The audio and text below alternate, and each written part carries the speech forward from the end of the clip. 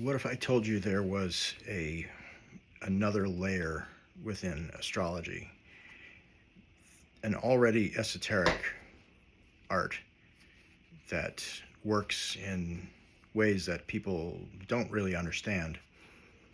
Um, Astrology is based in something extremely primordial. Um, Astrology makes a map of the year, and each of the signs is a 30-degree section through which the sun travels and all of the planets and the moon travel. And each one of these, as I said, these are the signs, and they are the seasons. And there's two major metaphors that we need to look at when we look at what's going on in astrology. There's the metaphor that belongs to goddess worship, and there's the metaphor that belongs to a tree of life, and they're the same thing, but you need both in order to understand what the zodiac is telling you. So we have the 12 signs. Each one of them is a section of the year. There's a season. And we have 7 planets that go down the yellow road. 5 of those planets are capable of retrograding. They can go backwards. And for this reason, those planets are considered to rule 2 signs, one masculine sign and one feminine sign. It's their ability to go backwards gives them this particular capacity to rule these 2 signs. The sun and the moon only go in one direction. They each rule one sign. Their signs of rulership are in the summer at the time of peak fertility. These are sort of the essence of the primordial sky god who rains down his semen, shall we say, on the god of the earth. And of course, the moon is not the god of the earth, but she's rather the proxy for her. She is the twin to her. She is the midwife that makes all of this possible in a way. So these planets are divided into 2 groups. There's the group which is led by the moon, which is the night sect. And these planets are in the feminine realm overall. They have to do with embodiment. They have to do with emotion. These planets have, in astrology, they're considered to have triplicity, or they get a slight boost when they're in signs that are of water or earth. So their connection to the water and to the earth, or the feminine elements, is clear. And there's the other sect, which is led by the sun, which is the solar sect, which is masculine, more masculine. And it has everything to do with the solar world, with the rational understanding of the world, trying to understand the natural order and bring order to the world, and see the goddess as she is, rather than necessarily being enthralled by her, which is a major problem we shall see in how this whole thing works. So each one of these sects, these are called sects. The night sect is composed of the moon, who is the luminary, and of Venus, which is a benefic, and of Mars, which is a malefic. Now, astrologers use these terms in a way that they use it in order to predict. So generally, if you have a chart in which Saturn is dominant, and Saturn is got strong aspects to planets that are important to one's like relationships or to one's health, then you may have you'll attract Saturnine. You'll probably have Saturnine problems in those areas. If you have a strong Saturn in your chart, like a Capricorn rising or a Aquarius rising or Sun in those places, then you may have a relationship to power and to the rules of the game, and these are all just general ideas that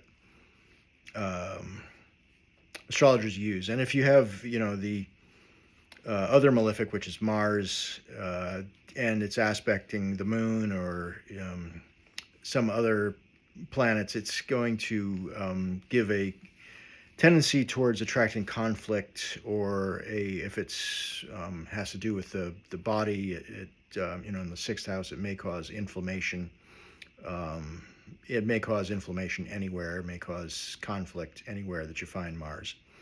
And that's how you would interpret it. Basically, there's a lot of obviously detail, but this is a different level here. So the malefic planets within their sect actually act to counter the overall agenda of their sect. So Mars is in the night sect, and Mars is the most masculine planet of them all, but it's in this feminine sect. So this is where the masculine delineates itself from the feminine. It's only with a strong Mars that the one can really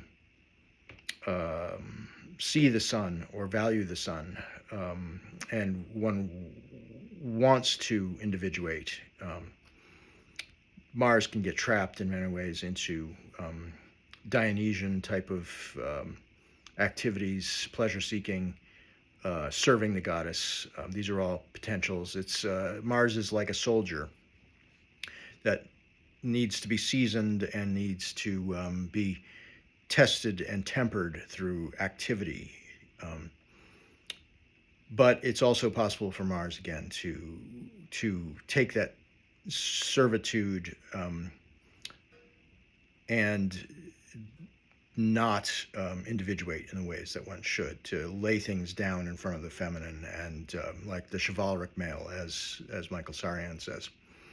And when we get into the masculine sect, we have Saturn as the malefic, and he does the opposite, basically. So Mars allows the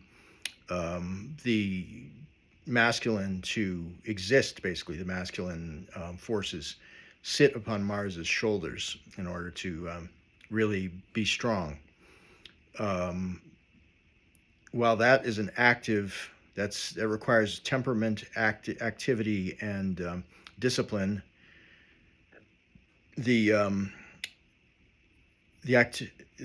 Saturn is actually does what he does through inactivity, through neglect in some ways, through diminishment, through castration or emasculation. In Vedic astrology, Saturn is correlated to the goddess Kali, who wears around her neck a necklace of testicles, because she castrates men, and men voluntarily give up their manhood to her.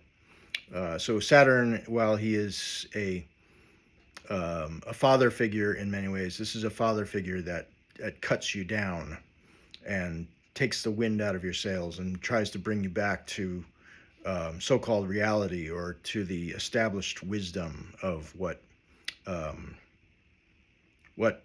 people might believe needs to happen. It's Saturn protects the root. Saturn in his when we get into a agricultural type of metaphor, that's what Saturn does. He wants to make sure that the root survives, and he can be deluded about that depending upon where he is in a chart, what sign. He may not act properly, but that's his overall function. So what we have here is a benefic in each sect, and that benefic, which is in the night sect, it is Venus, called the lesser benefic, and Jupiter in the day sect, which is considered to be the greater benefic. These are planets that are working towards an ideal of what their sect should be. They try to harmonize that sect and create the situation in which it can thrive. For Jupiter, it is he wants to create a situation of faith and courage in the face of adversity. His is a uplift that is able to put one in a state of mind where one can endure the difficulties of life through their belief in a greater, better place that we can have through order and through a undying faith and focus on creating that ideal. Saturn tries to bring things back to sort of a more dogmatic, traditional way. We know that Saturn, according to mythology, wants to return things to a golden age, which is the age of the goddess. His basic mythology, he eats children, and he castrated his father, Uranus, the primordial sky god. This all tells us that he is, and he's a Titan as well, he is destructive, essentially, to masculinity. And what is destructive to this but death? Death is the thing that, and old age, and chronic wasting conditions. These are the things that can take away your hope and your faith, that can bring you back to the Stygian mother, the goddess who wants you back in her womb, and in this case, the womb is the womb of death. So when we look to the night sect, Mars is a malefic, and Venus is the benefic, and she is attempting to harmonize socially, to bring everybody into a place where they can love each other. There's physical contact, there's beauty, art and beauty, things that uplift us in that kind of way. But it's more through the flesh that we find Venus. If we look at the archetype of Dionysus, the Dionysian archetype kind of cleaves into two, where Mars, the Mars principle and the Venus principle are both birthed out of this chthonic god, the god of agriculture. And Venus is like the goddess cults of long ago. Venus tends towards a collective structure where, she wants justice, she wants equality, things that would bring a community together, but things that are also very fraught when they're not combined with a high degree of protecting individuation and creating individuation versus creating over-harmonized situations where we try to make it so nobody gets hurt, or necessary conflict does not happen, where we just gloss over everything in the name of feeling good. And Mars breaks that up. Mars does not allow that. Mars is our impulse to speak out for ourselves when something hurts, when there's a acute issue that endangers us. Mars is our nervous system in a conflicted situation. Mars is, the question to Mars is, fight, flight, or freeze. And a person's Mars can tell you something about that, whether they will choose each of those, or if they will, have a higher reaction and just breathe. And but in the case where there's an imminent threat, does one pull in one of those three directions? So this is a cosmology. This is a flow model. And if we place these forces onto a Tai Chi symbol, if we put the day sect into the white section, in which we see the sun is sort of the overall sky god archetype of fertility, and Jupiter is this the active principle that wants to stabilize this and advance this sect. And then Saturn is the black dot inside of the white side, which essentially is a funnel, in this case a passive funnel, to the realm of the goddess, which is the black. And then conversely, we have the night sect, in which the moon is sort of the entire representative. She is the fertility goddess of the night, and she represents all of those things, as I mentioned, of the night sect. And Venus is the force that wants to stabilize that acts in a way to bring that about. And Mars is like the white dot again, just as Saturn was in the day sect. Mars is that white dot which interrupts it through activity, which is the opposite. Whereas the night itself is a time of inactivity, a time when we cannot see. But it's also that metaphor for when we can't see because we don't want to see, because we're in an animalistic state where we're simply acting out of instinct. Not that instinct is bad. Now, that's the thing, is we need to understand that the night sect is not evil. It's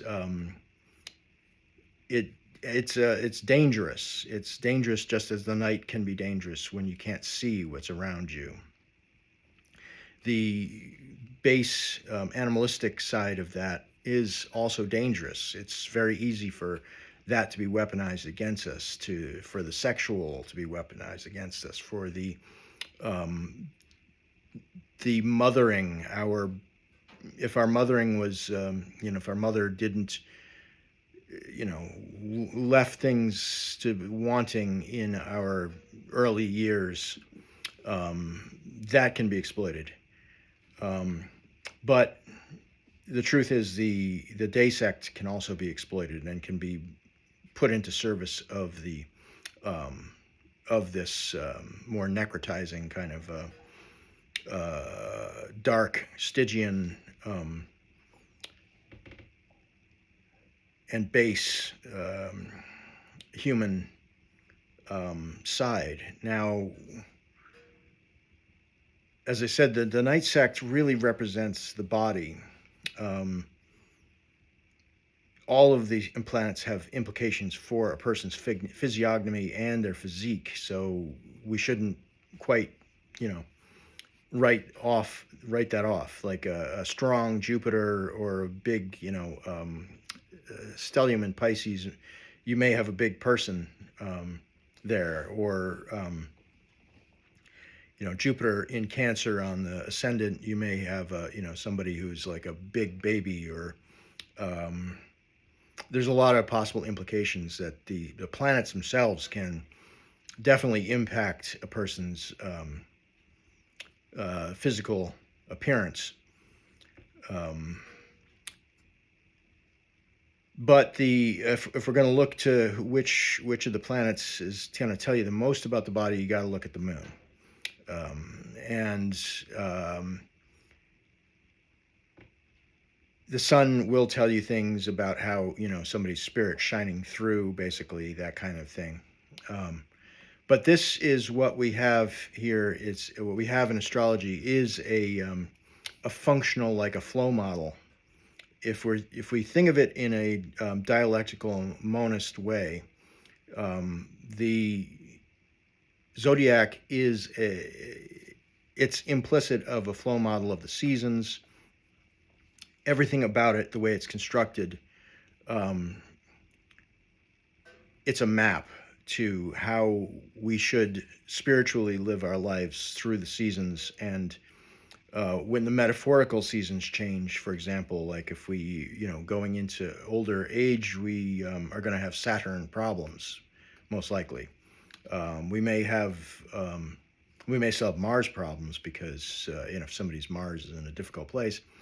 And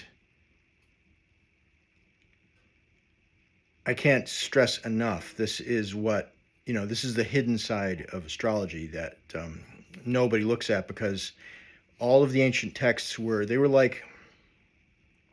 of them were like trying to tell a astrological practitioner how to do their job. They're like technical manuals. They're lists of things. They're not really trying to even get across this idea that I'm telling you, because that's not, you didn't need to know that as an astrologer. And in many ways, it was implying things that would not probably be popular in a Christian or monotheistic framework. It's not going to be, these things aren't, dualist monism is largely lost to Western thoughts for a very long time. I mean, there's many examples of people in German school, Greeks going back to Herodotus, who are saying things that sound like dualist monism, and here it is. It's to me, it's obvious. This is what they were getting at. And this is the hardest message to get out, because this is like esotericism hidden inside of esotericism. It's just another layer of, you have to, if you don't know ancient astrology, you're not going to see any of this. And even if you do know ancient astrology and you're just interested in reading people's charts and, all of the, quite remarkable things that you can do with the zodiac, who's going to be looking for this? It's only people like myself who are fascinated by the hermeneutics, the historiography of astrology. This was the premier science of the ancient world. And just, as we have this problem today with scientists not understanding that they are culturally influenced, and that they're often editing things out in order to make them culturally appropriate, and also not understanding that the human mind is influencing all of this in extraordinary ways, and people's belief systems influence what they're ready to believe is possible. So it's all leaving consciousness at the door if we're not going to look at things in a way, in this historiographic and cultural way.